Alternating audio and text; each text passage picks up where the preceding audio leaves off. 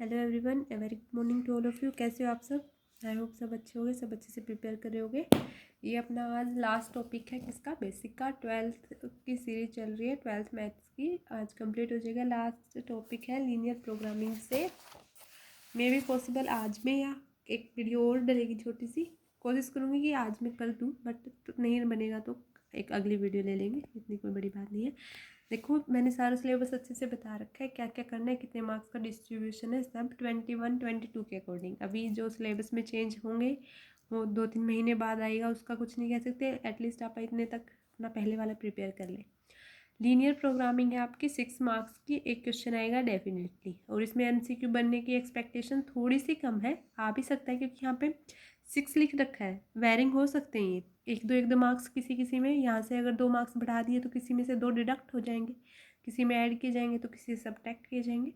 तो वेरिंग हो सकते हैं, बट हाँ अप्रोक्सीमेटली मान के चलते हैं कि एक लॉन्ग क्वेश्चन इसमें से डेफिनेटली आएगा ही आएगा आपके एग्जाम में। और बहुत ईजी सा चैप्टर है, कुछ नहीं है। मतलब अगर सिर्फ ये लीनियर प्रोग्रामिंग आप अच्छे से करते हो तो आपके 6 to 7 8 मार्क्स सिक्योर हो जाते हैं। तो बहुत अच्छे चैप्टर है, ईजी सा है। एक्सप्लेन करती हूँ कैसे कैसे क्या करना है। देखो, लीनियर प्रोग्रामिंग में इसमें एक पॉलीगन से रिलेटेड क्वेश्चन था जो मुझसे बायजूस के इंटरव्यू में पूछा गया था, तो इम्पोर्टेंट है। देखो, मैं बेसिक इसीलिए करवा रही हूँ, आपका तो बन ही रहा है, साथ में मेरा भी बन रहा है, और मेरा बेसिक जितना ज़्यादा स्ट्रॉन्ग हुआ उतना मैं आपको अच्छे से एक्सप्लेन कर पाऊँगी। देन तो इसी का रीज़न है कि आप अपना बेसिक स्ट्रॉन्ग करो, क्योंकि हायर इंटरव्यू वगैरह में आपसे ज़्यादा कुछ नहीं पूछा जाता। आपसे सिर्फ आपकी बेसिक नॉलेज चेक की जाती है, बेसिक कंसेप्ट आपके कितने बिल्ड है वही चेक किया जाता है। ठीक है, अभी करते हैं। We shall study the applications of linear equations in inequalities. ठीक है, in problems related to optimization, मतलब maximization and minimization, which are generally refer to as linear programming problems LPP. Generally in these types of problems we have to find the maximum profit, minimum cost, maximum output, etc. These linear programming problems are widely used in the field of business, commerce, management, dietetics etcetera. कहाँ कहाँ use होती है बता दिया सब कुछ। देखो, कुछ नहीं करना है इस चैप्टर में। इक्वेशंस होंगे आपके पास इनइक्वालिटीज़ में, मतलब ग्रेटर दैन, और जैसे थोड़ा एक एक्सप्लेन करती हूँ क्या इस चैप्टर में क्या होगा। जैसे x + 2y <= 6 है, ऐसे ही minus of y plus of x minus of 3 <= 0 है। मतलब ये इनइक्वालिटीज़ होंगी, किसी में लेस देन, किसी में greater than. So what is the common shaded portion?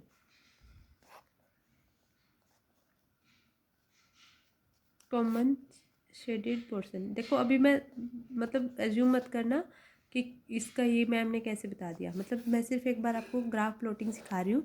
मान लेते हैं फर्स्ट वाले की ऐसी ऐसी इक्वेशन आई, मान लेते हैं, अभी मानना मतलब आई नहीं है, ये नहीं है, पॉइंट्स पुट करेंगे अच्छे से। ऐसे ही जो सेकंड वाले की है वो मान लेते हैं कि ये आ गई है। मतलब ये फर्स्ट इक्वेशन थी and that is second inequality.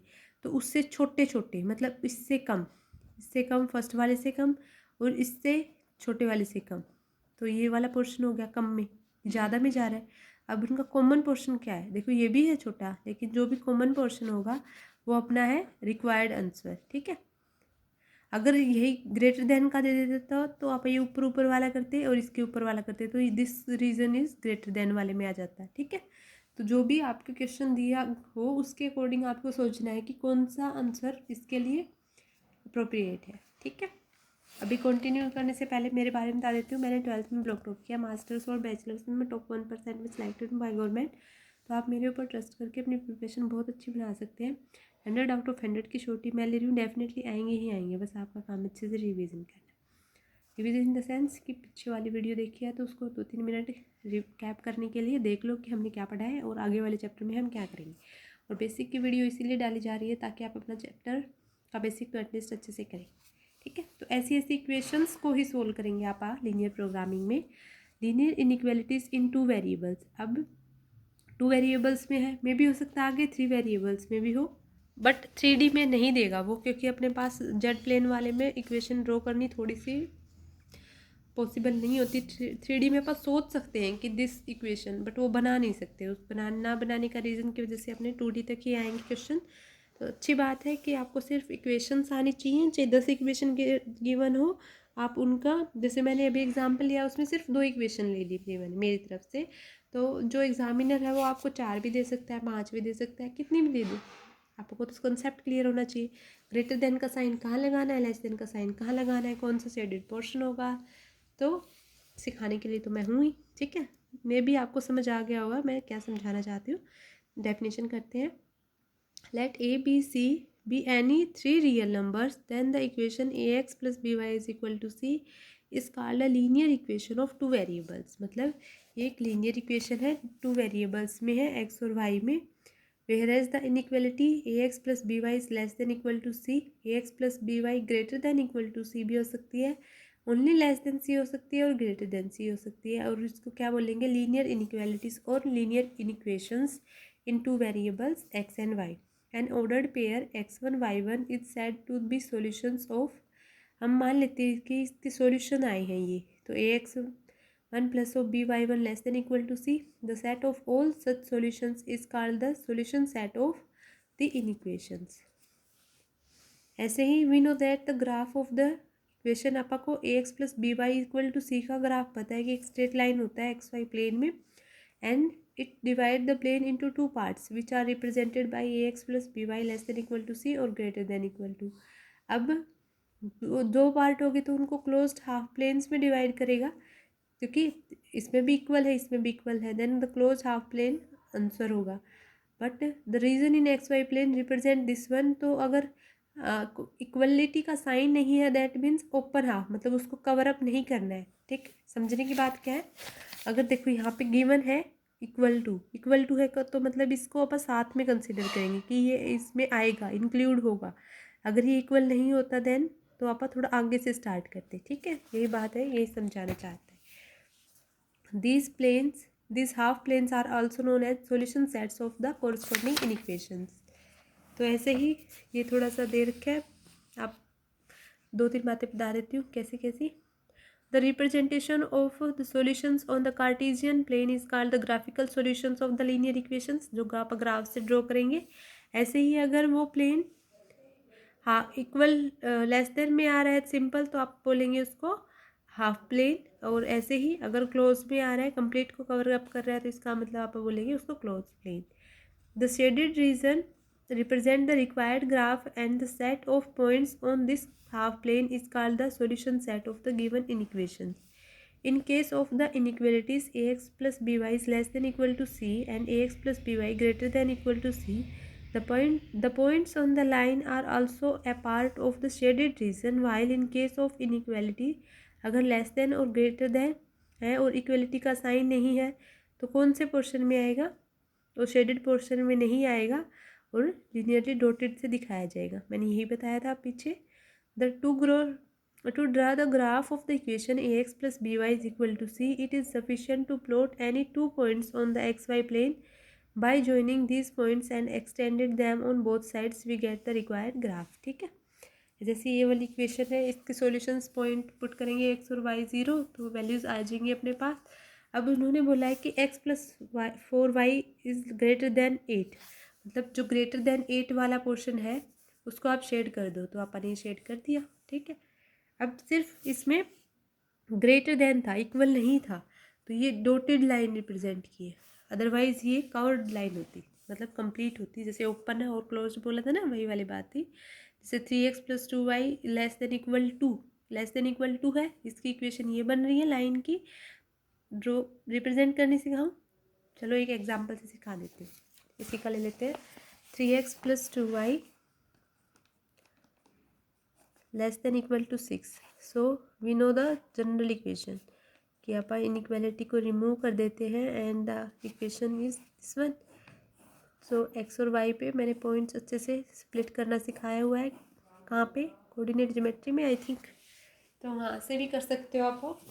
अब 10th की कोऑर्डिनेट ज्योमेट्री में मैंने अच्छे से पॉइंट प्लॉट करनी सिखा रखे हैं और क्वेश्चंस भी दे रखे हैं होमवर्क वाले, तो अगर अच्छे लगे तो सब अपना भेजना क्या क्या आंसर। एक्स को 0 पुट कर देते हैं, वाई को 0 पुट कर देते हैं, तो क्या क्या वैल्यू होती है। एक्स को 0 पुट किया तो वाई की वैल्यू आ गई 3 एंड वाई को 0 पुट किया देन एक्स की वैल्यू 2 आ गई, तो अपने पास पॉइंट आ गई। 2 बहुत है, अगर इनसे काम नहीं चल रहा हो तो आप क्या करें, 2-3 और ले लें, कोई फ़र्क नहीं पड़ता क्योंकि इक्वेशन वही है अपने पास। यहाँ पर एक्स और वाई प्लेन ड्रॉ कर लेते हैं। एक्स एक्सिस को क्या बोलते हैं, वाई एक्सिस को क्या बोलते हैं, प्लीज़ कमेंट बॉक्स में बताना।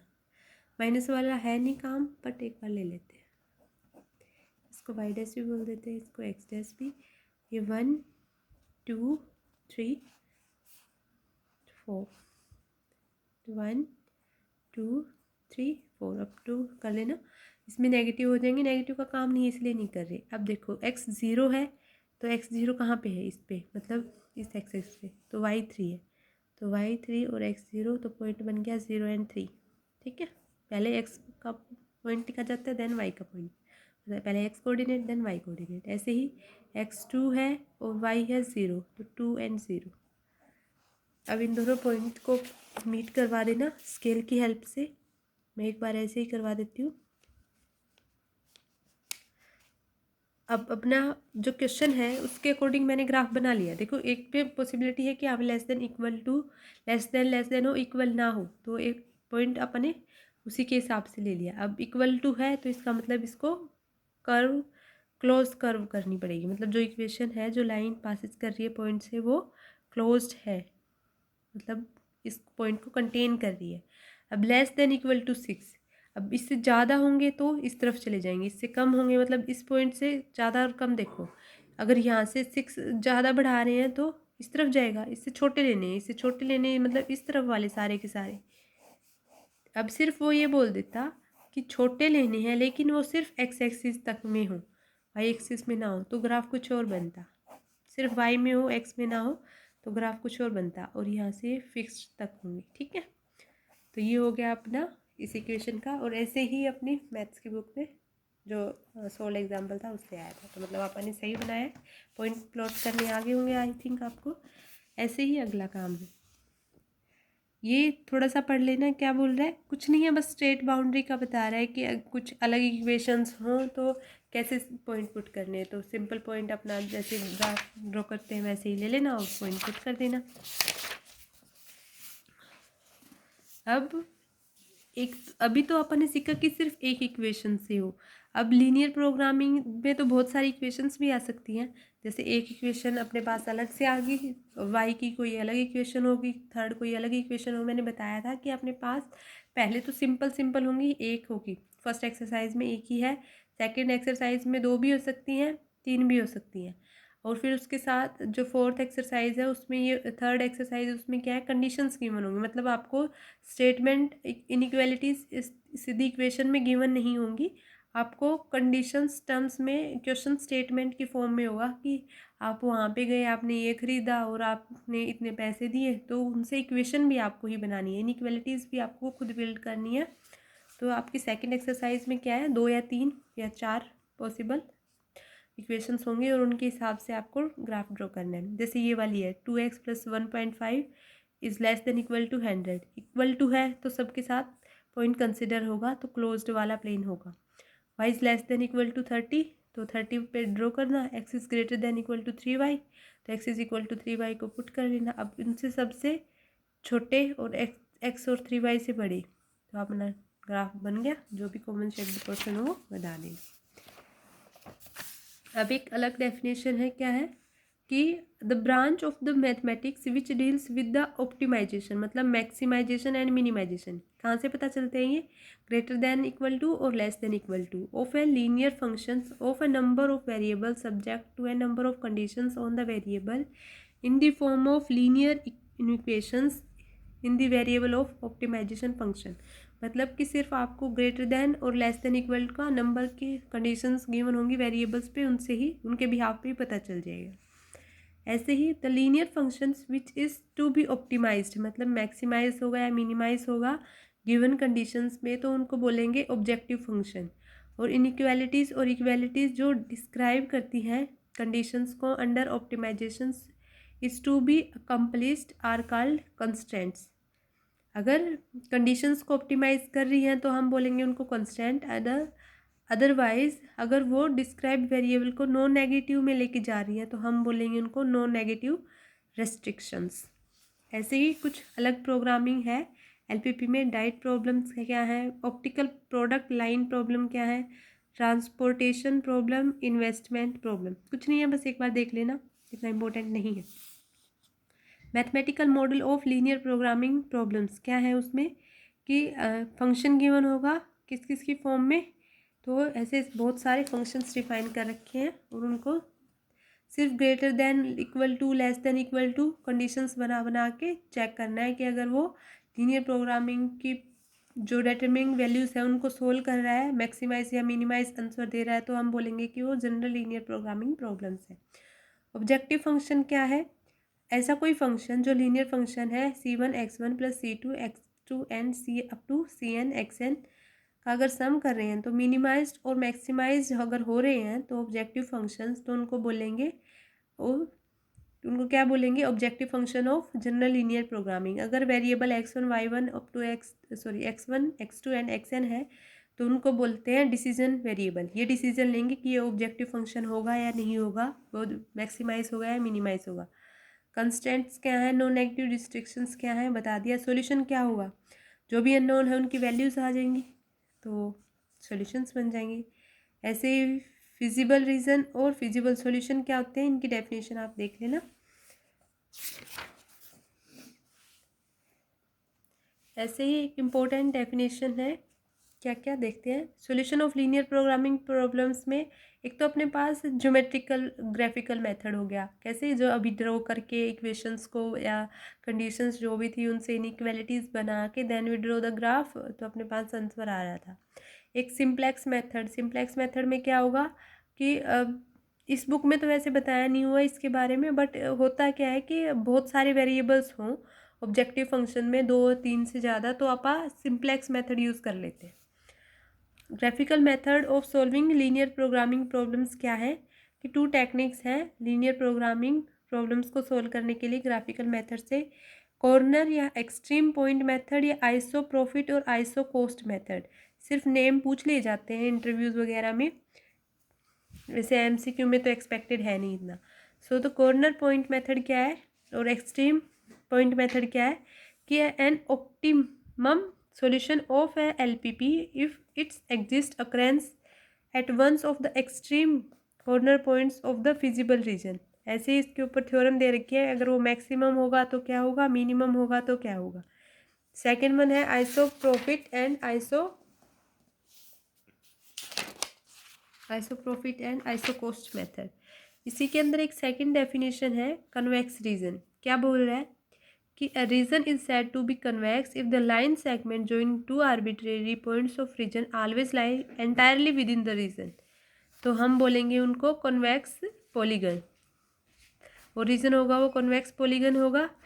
इट जैसे फर्स्ट का ग्राफ है वो क्या बोल रहा है, convex polygon whereas the region it is not a convex polygon. देखो मेरे से बायजूस वाले में यही पूछा गया था क्या कि आपको कन्वेक्स और कनकेव पॉलीगन में डिफरेंस बताना है कि अगर उसी रीजन के अंदर, उसी फिगर के अंदर, उसी ग्राफ के अंदर अगर वो पॉइंट 180 का एंगल बना रहे हैं उसी के अंदर, तो आप बोल सकते हैं कि वो कन्वेक्स है।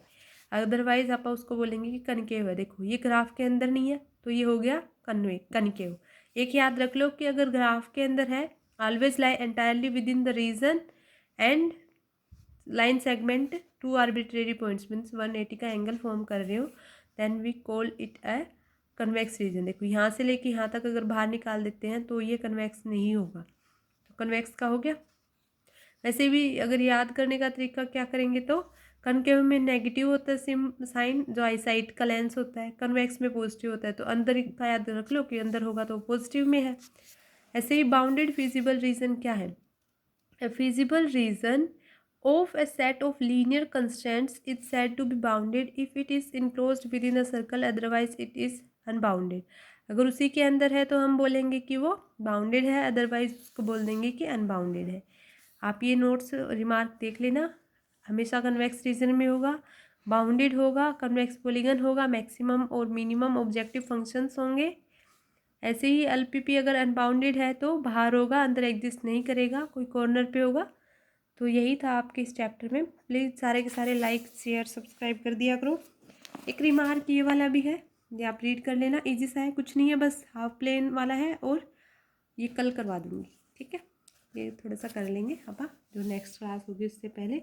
फिर इसके एक दो एग्जांपल्स भी कर लूँगी ताकि हम थोड़ा सा बेसिक अपना अच्छे से बना के चलें कि हाँ भी 2-4 क्वेश्चन भी हो गए इस सेंस में कि हमें आगे भी तो करना ही है, ऐसे तो है नहीं कि भागम भाग है। प्लीज़ सारे के सारे लाइक शेयर सब्सक्राइब कर दिया करो। कोई आपके कांटेक्ट में है 10th 11th 12th के लिए प्रिपेयर कर रहा है तो चैनल के बारे में ज़रूर इन्फॉर्म कर दे।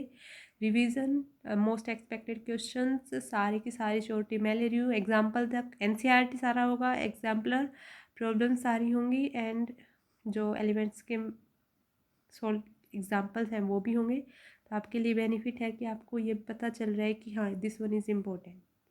सो सारे के सारे लाइक कर दिया करो, कमेंट करके बताया करो कैसी बनी वीडियो। मिलते हैं नेक्स्ट क्लास में। Thank you so much for watching the class and listening me. मिलते हैं नेक्स्ट क्लास में। Okay bye. Please like share and subscribe.